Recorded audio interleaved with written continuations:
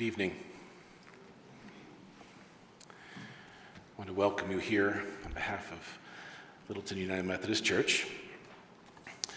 This is a service of darkness, and if you haven't attended one of these before, the room will echo the story as it unfolds and is recounted over these next moments. The room itself will become darker. There is traditionally a loud noise at the end of the service, so you won't be too surprised by that.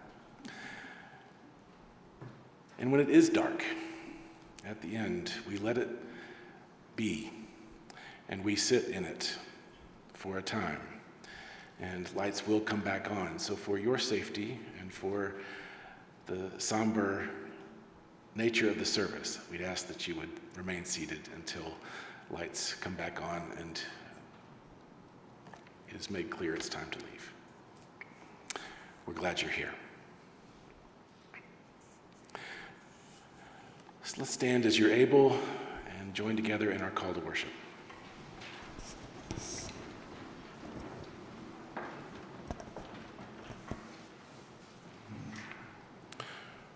For he shall grow up before him as a tender plant, and as a root out of a dry ground.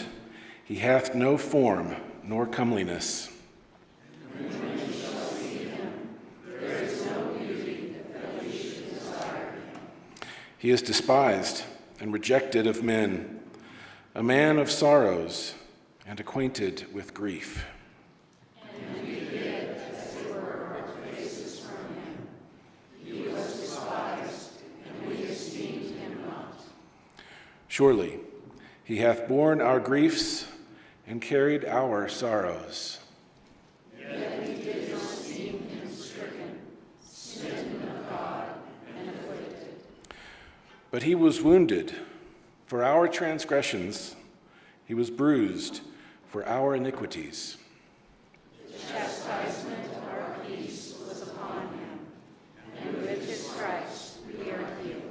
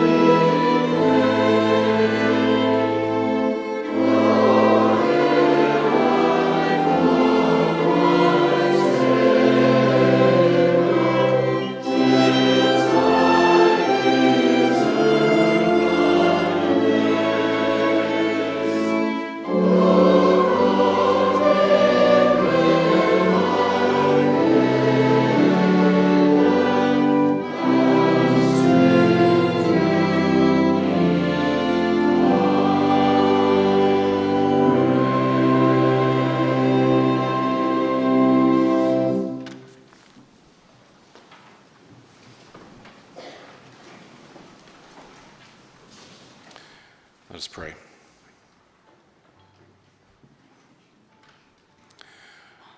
O holy God, the hosannas have died away. The palm branches have turned brittle. Now, today, there is only this. Each of us, all of us, sitting in the darkness, the hymns of lament in the air, the mumblings of our own feeble confession, on this Friday, which we tremble to call good. What is good about Good Friday? What is good about the innocent one nailed to a cross? What is good about the darkness of war that persists today? What is good about our devastation of the planet? About people living in poverty? About the fog of addiction, depression, disease, and despair? What is good about the crushing weight of hunger, racism, scapegoating, apathy? No, there is nothing good and desirable in these things. Yet you, O God, are good. When suffering reigns, yours is the first heart to break.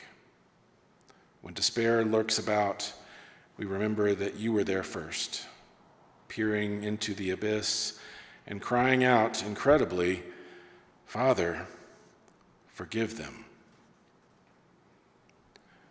When we feel forsaken, we remember that in your last moments, you cared for your mother and your beloved disciple, binding them to one another as a new family. When we feel overcome by guilt, we remember that you spoke grace to a thief. Today you'll be with me in paradise.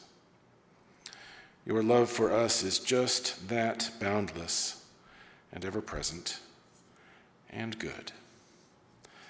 Thank you. What else can we say here in the dimness, in the darkness? But thank you. Amen.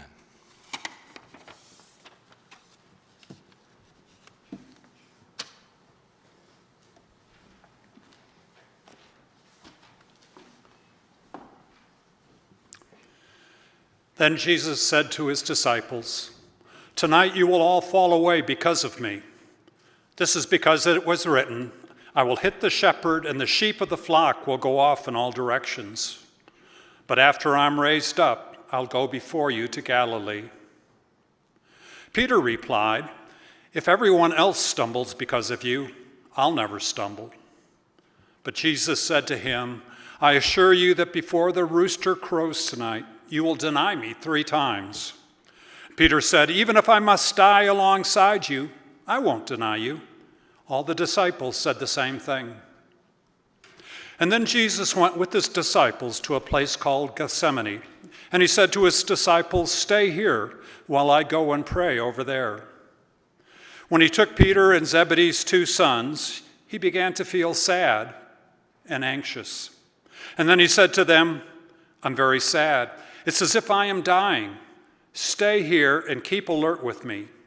And then he went a short distance farther and fell on his face and prayed, "My Father, if it's possible, take this cup of suffering away from me. However, not what I want, but what you want."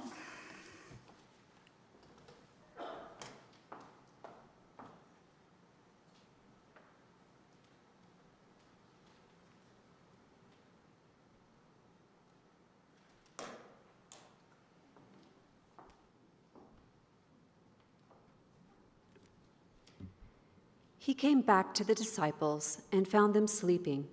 He said to Peter, "Couldn't you stay alert 1 hour with me? Stay alert and pray so that you won't give in to temptation. The spirit is eager, but the flesh is weak." A second time, he went away and prayed, "My Father, if it's not possible that this cup be taken away unless I drink it, then let it be what you want." Again, he came and found them sleeping. Their eyes were heavy with sleep. But he left them and again went and prayed the same words for the third time. Then he came to his disciples and said to them, "Will you sleep and rest all night? Look, the time has come for the human one to be betrayed into the hands of sinners. Get up, let's go. Look, here comes my betrayer." While Jesus was still speaking, Judas, one of the 12, came. With him was a large crowd carrying swords and clubs.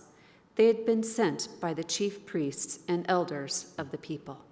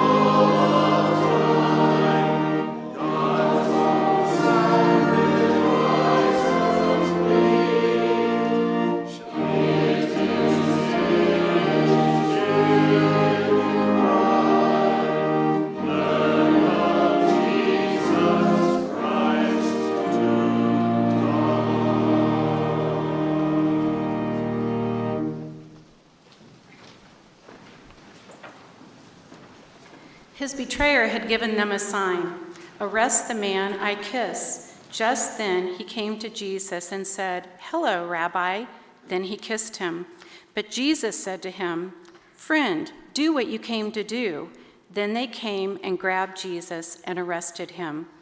One of those with Jesus reached for his sword. Striking the high priest's slave, he cut off his ear. Then Jesus said to him, "Put the sword back in its place. All those who use the sword will die by the sword. Or do you think that I am not able to ask my Father, and he will send me more than 12 battle groups of angels right away? But if I did that, how would the scriptures be fulfilled that say this must happen?" Then Jesus said to the crowds, "Have you come with swords and clubs to arrest me like a thief? Day after day I sat in the temple teaching, but you didn't arrest me. But all this happened so that what the prophets said in the scriptures might be fulfilled." Then all the disciples left Jesus and ran away.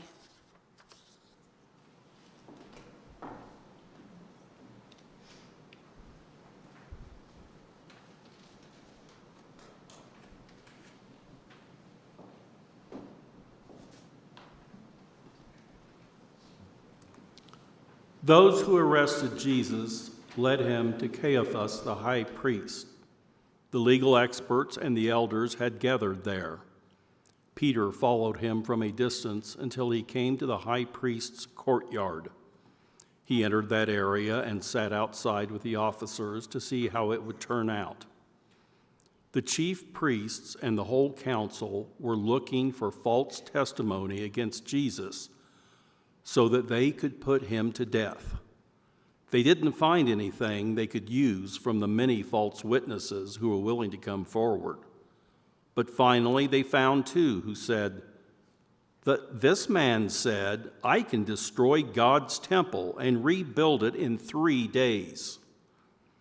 Then the high priest stood and said to Jesus, "Aren't you going to respond to the testimony these people have brought against you?" But Jesus was silent.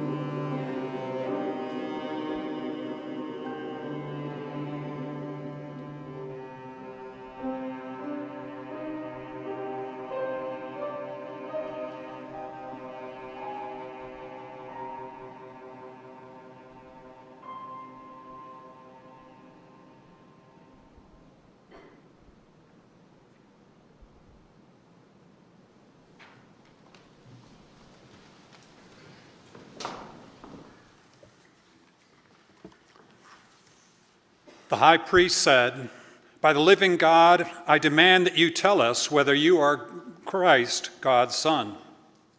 "You said it," Jesus replied, "but I say to you that from now on you'll see the human one sitting on the right side of the Almighty and coming on the heavenly clouds." And then the high priest tore his clothes and said, "He is insulting God. Why do we even need any more witnesses? Look, you've heard his insult against God. What else do you think?" And they answered, "He deserves to die." And then they spit in his face and beat him, and they hit him and said, "Prophesy for us, Christ. Who hit you?"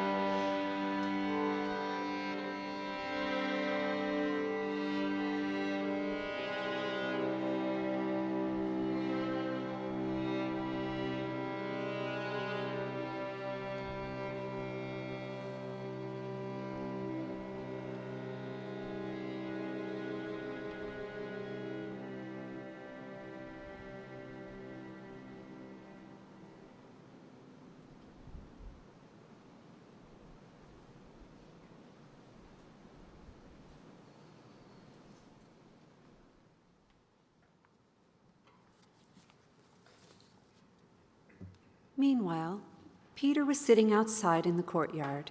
A servant woman came and said to him, "You are also with Jesus the Galilean."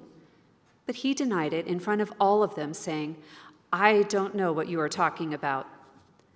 When he went over to the gate, another woman saw him and said to those who were there, "This man was with Jesus, the man from Nazareth." With a solemn pledge, he denied it again, saying, "I don't know the man." A short time later, those standing there came and said to Peter, "You must be one of them.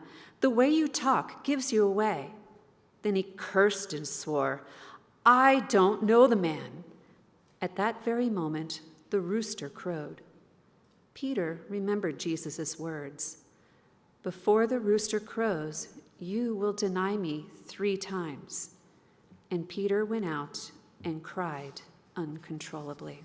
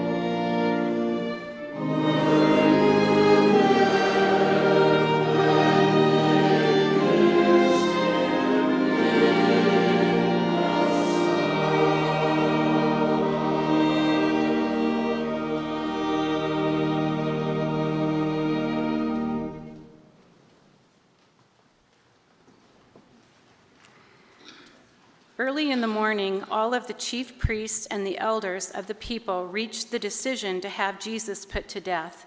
They bound him, led him away, and turned him over to Pilate, the governor. When Judas, who betrayed Jesus, saw that Jesus was condemned to die, he felt deep regret. He returned the 30 pieces of silver to the chief priests and elders and said, "I did wrong because I betrayed an innocent man." But they said, "What good is that to us? That's your problem." Judas threw the silver pieces into the temple and left. Then he went and hanged himself. The chief priests picked up the silver pieces and said, "According to the law, it is not right to put the money in the treasury. Since it was used to pay for someone's life, it's unclean." So they decided to use it to buy the potter's field where strangers could be buried. That's why the field is called Field of Blood to this very day. This fulfilled the words of Jeremiah the prophet. "And I took the 30 pieces of silver, the price for one whose price had been set by some of the Israelites, and I gave them for the potter's field as the Lord commanded me."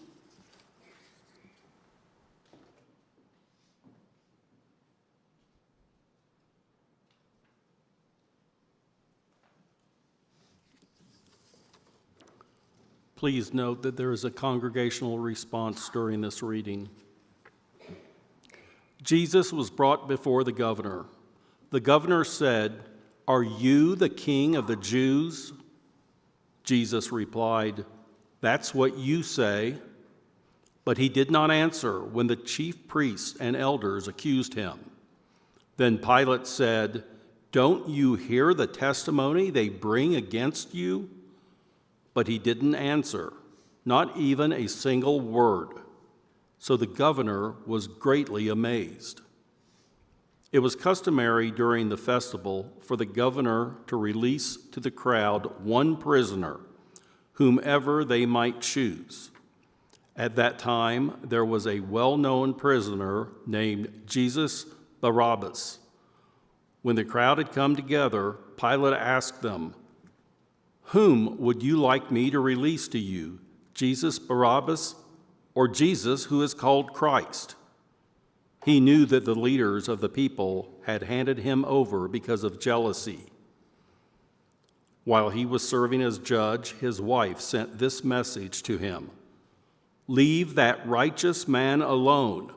I've suffered much today in a dream because of him." But the chief priests and the elders persuaded the crowds to ask for Barabbas and kill Jesus. The governor said, "Which of the two do you want me to release to you?" Barabbas. "Then what should I do with Jesus who is called Christ?" "Crucify him." "Why? What wrong has he done?" But they shouted even louder, "Crucify him! Crucify him!" Pilate saw that he was getting nowhere and that a riot was starting. So he took water and washed his hands in front of the crowd. "I'm innocent of this man's blood," he said. "It's your problem." All the people replied, "Let his blood be on us and on our children." Then he released Barabbas to them. He had Jesus whipped, then handed him over to be crucified.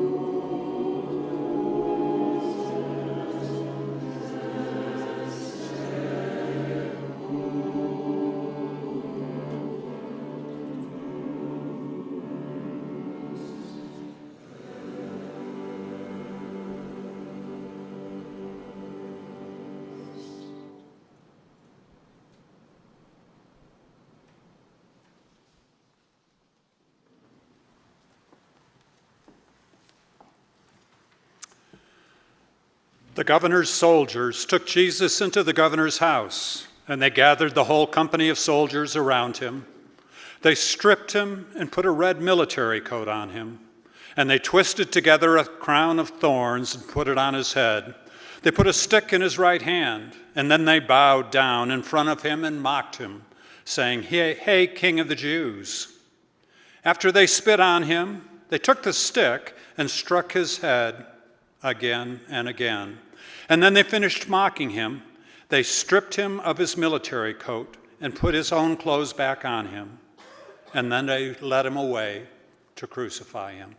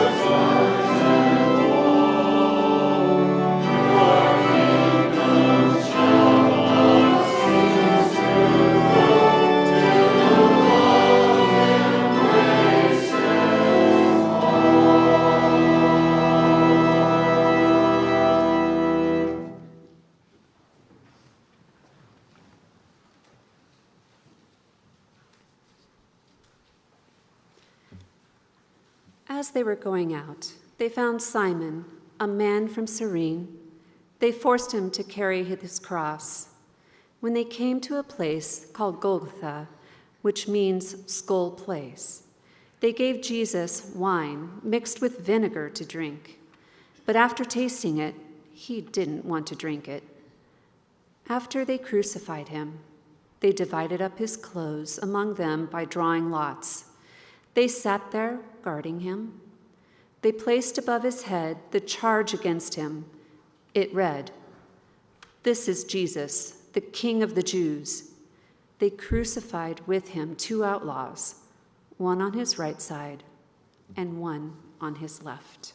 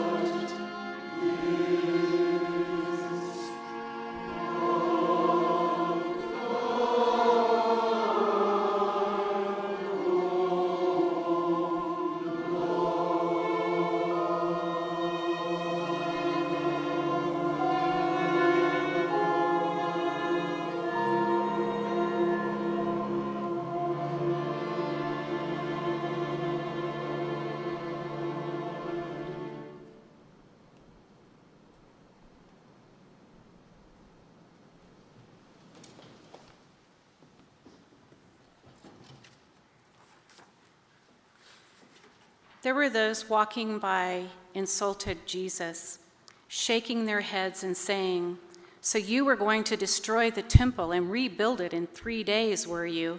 Save yourself. If you are God's son, come down from the cross." In the same way, the chief priests, along with the legal experts and the elders, were making fun of him, saying, "He saved the others, but he can't save himself. He's the King of Israel, so let him come down from the cross now. Then we'll believe in him. He trusts in God, so let God deliver him now if he wants him to." He said, "I'm God's son." The outlaws who were crucified with him insulted him in the same way.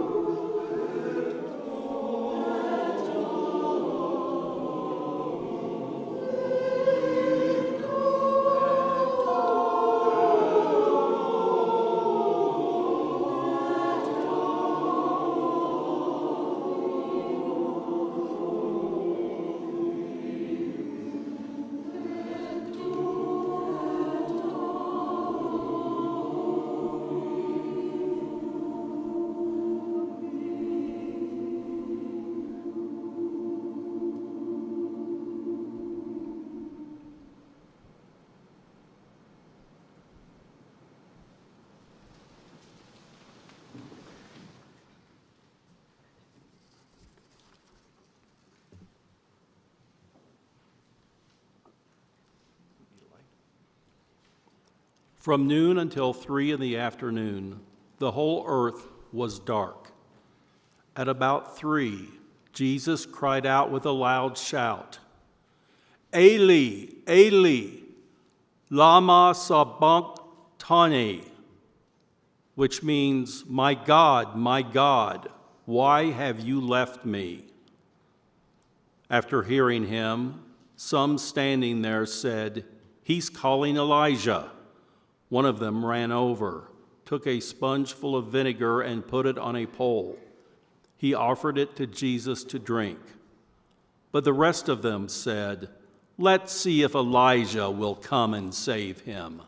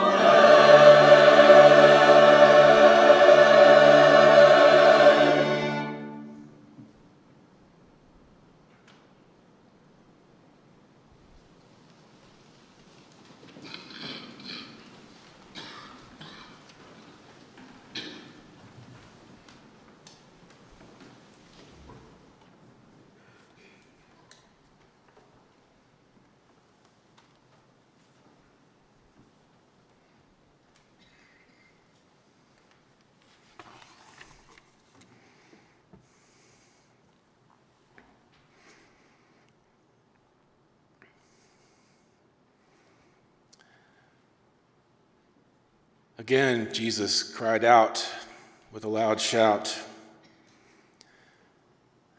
Then he died. Look, the curtain of the sanctuary was torn in two from top to bottom. The earth shook. The rocks split.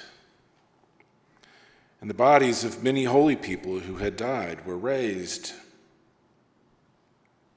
After Jesus' resurrection, they came out of their graves and they went into the holy city where they appeared to many people. When the centurion and those with him who were guarding Jesus saw the earthquake and what had just happened, they were filled with awe and said, "This was certainly God's Son."